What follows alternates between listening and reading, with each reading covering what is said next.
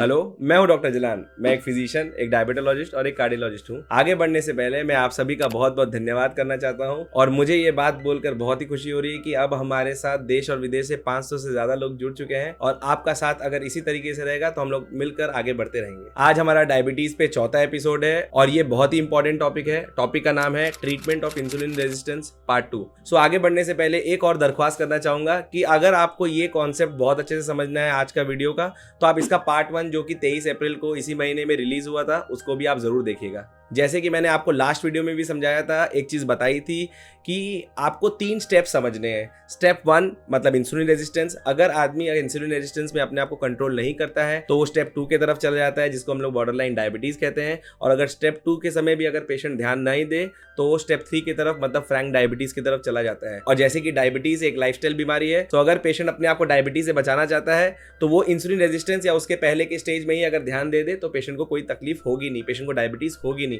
और हम अपने बच्चों को, हमारे परिवार वालों को, आसपास के लोगों को डायबिटीज से बचा सकेंगे। आज के टॉपिक में हम लोग एक्सरसाइज और योगा के बारे में बात करने वाले हैं और हमें समझना है कि ये अपने आप में बहुत बड़ा साइंस है। चाहे वो आप एक्सरसाइज की बात करें या योगा, तो हम लोग बहुत ही बेसिक कॉन्सेप्ट्स की बात करेंगे। मिनिमम बेसिक चीज जो आपके पास नॉलेज होनी चाहिए, जो करेक्ट तरीके से आप किसी और को बहुत इजीली ट्रांसफर भी कर सकते हैं और वो हर एक इंसान को जानना चाहिए, हर एक इंसान को अपने लाइफ में फॉलो करना चाहिए, चाहे उसे इंसुलिन रेजिस्टेंस हो या ना हो। एक्सरसाइज अपने आप में बहुत बड़ा टॉपिक है। सो एक्सरसाइज के पहले मैं आपको 8 मेजर बेनिफिट्स बताऊंगा। सबसे पहला कि वो इंसुलिन रेजिस्टेंस को कम करता है। इसका मतलब कि वो इंसुलिन की सेंसिटिविटी बढ़ाता है। इसका मतलब अब हमारे शरीर में शुगर बेहतर तरीके से कंट्रोल होगा अगर हम एक्सरसाइज करते हैं तो। एक्सरसाइज से हमारा ब्लड प्रेशर कंट्रोल होता है। इसमें बहुत ज्यादा ध्यान देने वाली बात यह है, अगर कोई पर्सन की ऊपर वाली ब्लड प्रेशर जिसको हम सिस्टोलिक बीपी बोलते हैं वो अगर 160 या उससे ज्यादा है, या नीचे वाला ब्लड प्रेशर जिसको हम लोग डायस्टोलिक बीपी बोलते हैं वो 90 या 100 से ज्यादा है, तो आप तुरंत एक्सरसाइज मत चालू करिए जब तक ब्लड प्रेशर थोड़ा सा कंट्रोल में ना आए, या किसी डॉक्टर के गाइडेंस में ही एक्सरसाइज करिए।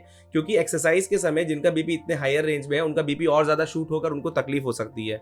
सो अगर उससे नीचे रेंज में है तब आप ये सब एक्सरसाइजेस कर सकते हैं और जिसमें आपको ब्लड प्रेशर कंट्रोल करने में मदद होगी। एक्सरसाइज करने से ट्राइग्लिसराइड नाम का जो खतरनाक मॉलिक्यूल है, जिसकी वजह से बैड कोलेस्ट्रॉल बढ़ता है और गुड कोलेस्ट्रॉल कम होता है, मतलब कि एलडीएल बढ़ता है और एचडीएल कम होता है, तो एक्सरसाइज करने से ट्राइग्लिसराइड कम होता है, जिसकी वजह से इसमें भी हमारी बेनिफिट होती है। तो जैसे कि सबको पता है कि एक्सरसाइज करने से हमारा वेट लॉस होता है। तो अगर आपका वेट लॉस ना भी हो, अगर आपके इंचेस लॉस भी हो, तो एटलीस्ट एक्सरसाइज करने से आपका इंसुलिन रेजिस्टेंस कम होता है। सो ओवरऑल इफेक्ट उसका ये होता है कि अगर एक्सरसाइज को आप राइट डाइट के साथ करें तो आप बहुत अच्छा सिग्निफिकेंट वेट लॉस कर सकते हैं। एक्सरसाइज हमारे बॉडी में अननेसेसरी जो फैट इधर उधर डिपॉजिटेड रहता है उसको कम करता है और बॉडी में फैट का डिस्ट्रीब्यूशन एकदम सही करता है। जहां कहां कितना फैट होना चाहिए उसको अच्छे तरीके से हमारे बॉडी में डिस्ट्रीब्यूट भी करता है। एक्सरसाइज से हमारी मसल टोन इंप्रूव होती है और मसल टोन इंप्रूव होने से काम करने की क्षमता बढ़ जाती है। एक्सरसाइज करने से हमारा मानसिक तनाव कम होता है, जिससे हमको स्ट्रेस कम फील करता है, हम ज्यादा फ्रेश फील करते हैं एवरीडे। और एक्सरसाइज करने से हमारा BMR मतलब कि बेसल मेटाबॉलिक रेट बढ़ता है, जिसकी वजह से हमारे काम करने की क्षमता, हमारे अंदर स्फूर्ति बढ़ती है, जो हमारे लिए काफी इंपॉर्टेंट है। अब आगे बढ़ते हैं हम लोग FITT मतलब फिट प्रिंसिपल, जिससे हम लोग फिट रह सके एक्सरसाइज करके। सो ये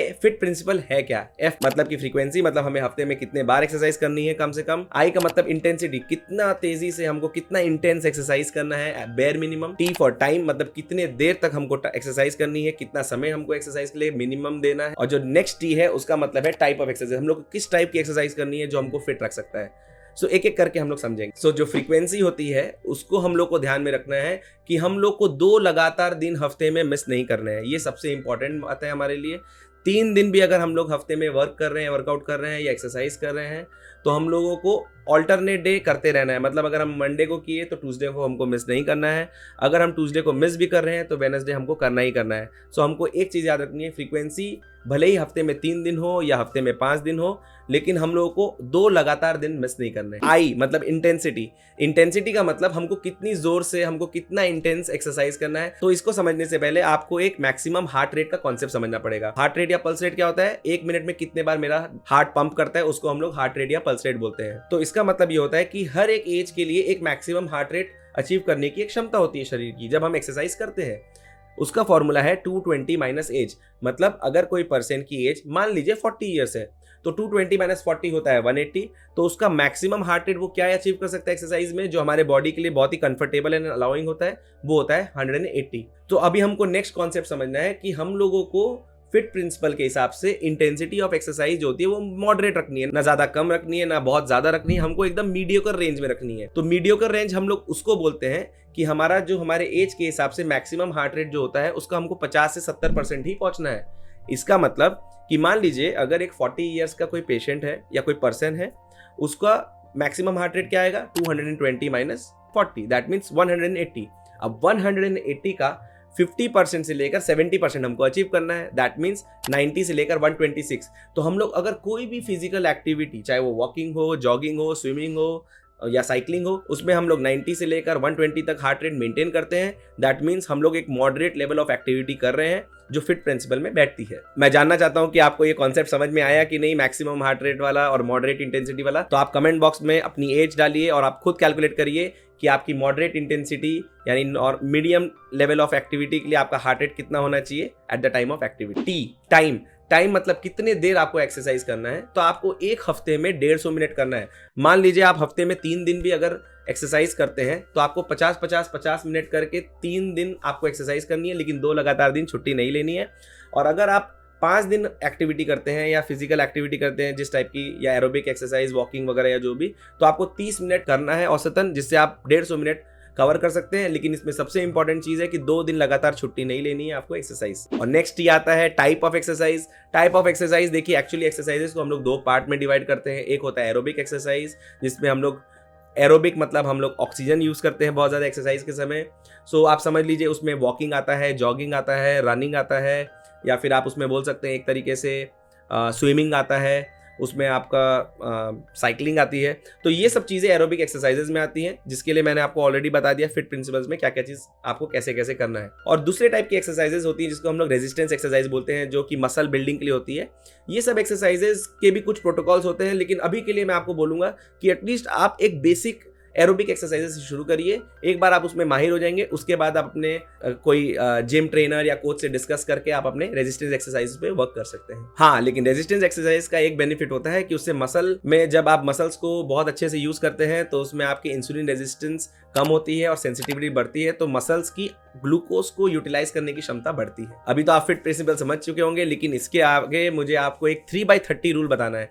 तो देखिए, एक्चुअली अधिकतर लोग आज के समय हम लोग बैठकर ही काम करते हैं, सीडेंटरी लाइफस्टाइल है, एक ही जगह बैठ के लैपटॉप में, या फिर एज अ डॉक्टर मैं भी बहुत देर तक बैठ के पेशेंट्स को कंटिन्यूसली देखता हूँ, या फिजिकल एक्टिविटी ज़्यादा नहीं है। तो हमको एक 3/30 रूल फॉलो करना है। इससे हमारा बहुत बेनिफिट होता है। मतलब अगर हम 30 मिनट लगातार एक जगह बैठकर काम कर रहे हैं तो उसके बाद 3 मिनट निकाल के हम लोग बस नॉर्मली हमारे आर्म को स्ट्रेच करें, हाथ को ऊपर नीचे लेकर जाकर स्ट्रेच करें, शोल्डर को हम लोग रोटेट करें, पैर को सीधा करके उसको स्ट्रेच करें, रिलैक्स करें। इससे क्या होगा, अगर हम 30 मिनट में 3 मिनट भी अगर ऐसा करेंगे तो कुछ एक फिजिकल एक्टिविटी होगी जिससे हमारे बॉडी की सर्कुलेशन अच्छी होगी, हमारे बॉडी में जो सुस्तपना है वो कम होगा, और हमारी बॉडी से एक मिनिमम इतनी एक्टिविटी, मतलब 30 मिनट्स में 3 मिनट्स अगर हम लोग ये करेंगे तो इससे हमारी बॉडी में स्फूर्ति बढ़ेगी। मैं आपको कुछ आइडियाज देता हूं जिसकी वजह से आपका कैलोरी लॉस ज्यादा होगा। धीरे धीरे थोड़ा चीज अगर आप अपने लाइफ में अप्लाई करते हैं तो उससे आपको बेनिफिट होगा। सो मान लीजिए आपका घर 8th फ्लोर पे है और आप लिफ्ट से जाते हैं, तो आप एक काम करिए, अगर आपको हार्ट की बीमारी नहीं है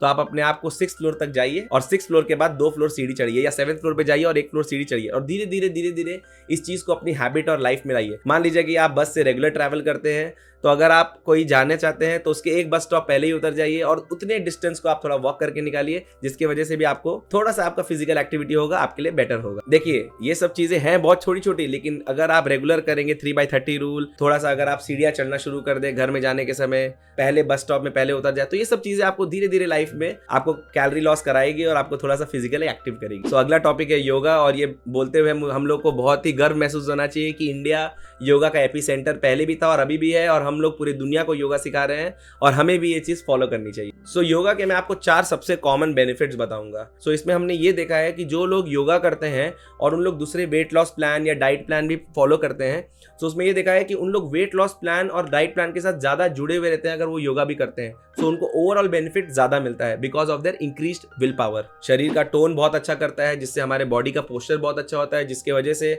हमारी बॉडी ज्यादा लचीली या ज्यादा फ्लेक्सिबल हो जाती है, काम करने में हमको ज्यादा आसानी होती है। योगा तो माना ही गया है कि योगा हमारे बॉडी के ब्लड सर्कुलेशन को बहुत अच्छा इंप्रूव करता है, अलग अलग ऑर्गन्स की ब्लड सप्लाई बढ़ती है, जिसकी वजह से हमारे बॉडी में अलग अलग टाइप के हार्मोन्स इंप्रूव होते हैं, हमारी सेक्सुअल एक्टिविटी इंप्रूव होती है। उसके अलावा हमारे हर ऑर्गन्स में कुछ ना कुछ सर्कुलेशन इंप्रूव होने से बेनिफिट मिलता है। और जो लोग योगा करते हैं उन लोगों को ज्यादा बेहतर महसूस होता है, ज्यादा पॉजिटिव महसूस होता है और वो मेंटली ज्यादा स्ट्रांग होते हैं। लेकिन आप सभी से एक दरख्वास्त है कि योगा आप एक एक्सपर्ट गाइडेंस में ही करिए। योगा के 4 एस्पेक्ट्स होते हैं, यानी 4 चीजें होती हैं योगा में यूजुअली। पहला है आसना, मतलब कि पोस्चर मेंटेनेंस, इससे हम लोग पोस्चर मेंटेन अच्छा कर पाते हैं, ज्यादा फ्लेक्सिबल रहते हैं। दूसरा होता है प्राणायाम, मतलब कि श्वास को कंट्रोल करने की टेक्निक, ब्रीदिंग टेक्निक, इंस्पिरेशन यानी सांस अंदर लेना और expiration, breath holding, breath releasing techniques होती हैं उससे, जिससे हमारी सर्कुलेशन, हमारी ब्रीदिंग और हमारी सर्कुलेशन बहुत इंप्रूव होती है। तीसरा होता है ध्यान, मतलब कि मेडिटेशन, जिससे कि हम मानसिक तौर पे या इमोशनल तौर पे ज्यादा स्ट्रांग फील करते हैं। और भावना, मतलब कि विजुअलाइजेशन, जो कि हमारी इंप्रूव होती है। सो आज के दिन को मैं कंक्लूड करूं तो हमको ये सब चीजें समझना बहुत जरूरी है। नंबर 1 कि हमको ये समझना होगा कि मिनिमम कितनी एक्सरसाइज करें जो हमारे स्वास्थ्य को एकदम अच्छा रख सकेगी। हमको मैक्सिमम हार्ट रेट का कंसेप्ट समझना है, इसका मतलब कि कितना मैक्सिमम हार्ट रेट हम लोग के बॉडी में एक्सरसाइज के समय हम जा सकते हैं, जिसका हमको 50 to 70% हमको अचीव करना है। हमको योगा को अपने लाइफ का पार्ट बनाना है, वो भी एक अच्छे योगा इंस्ट्रक्टर के गाइडेंस में। अगर आप एक एडल्ट होकर अपने आप को इस तरीके से नहीं अपने आप को बदलाव कर सकते हैं तो कोई बात नहीं, एटलीस्ट अपने बच्चों को समझाइए, अपने बच्चों को आदत डालिए कि उनको ये सब चीजें फॉलो करनी है। देखिए, ये वीडियो का एंड करने से पहले मैं आपको बहुत ही हम लोग कैजुअली में एक बात करना चाहता हूँ। देखिए, ये एक बहुत ही इंपॉर्टेंट फैक्ट है कि हमें बहुत सालों से आदत है, हम एक्सरसाइज नहीं करते हैं, हम योगा नहीं करते, हम काम करते रहते हैं बैठे बैठे सब कुछ। और ये सब चीज़ें जो हम लोग इतने समय से 1 महीने से लाइफस्टाइल के बारे में बात कर रहे हैं, उसको बोलना बहुत ईजी है, लाना बहुत डिफिकल्ट है। तो मैं आपसे बोलता हूँ कि ठीक है, मान लीजिए कि अगर आप नहीं भी ला पाएंगे या मुश्किल हो रहा है लाने में, लेकिन एटलीस्ट आप अपने बच्चों को इस आदत बचपन से डाल सकते हैं। मान लीजिए आपको इस चीज की आदत नहीं है बचपन से, इसका मतलब ये नहीं है कि आप अपने बच्चों में नहीं डाल सकते। मान लीजिए आज मैं योगा नहीं करता या मुझे टाइम नहीं मिल रहा है या मैं टाइम नहीं निकाल पा रहा हूँ, लेकिन अगर मेरे बच्चे छोटे हैं, मैं उनको बचपन से योगा की तरफ उनका झुकाव रखूँ, उनको रोज बोलूँ कि आपको बेटा कुछ समय के लिए योगा करना है, तो फिर अगर वो करने लग जाएंगे तो मैं विन विन सिचुएशन में रहूंगा आगे 30 साल बाद जाकर या 20 साल बाद जाकर कि मेरे बच्चे को डायबिटीज नहीं होगा, अब मुझे डरना नहीं है। तो यही मैं चाहता हूं कि अगर आप किसी तरीके से नहीं कर पा रहे हैं तो कोई बात नहीं है, तो आप अपने बच्चों को बचपन से या अपने आसपास के जो लोग अभी यंग हैं, जिन लोगों के अंदर एक सीखने का एक स्पेस है, जो एक अपने आप को वैसे मॉडिफाई कर सकते हैं इजीली, उनको सिखाया जाए।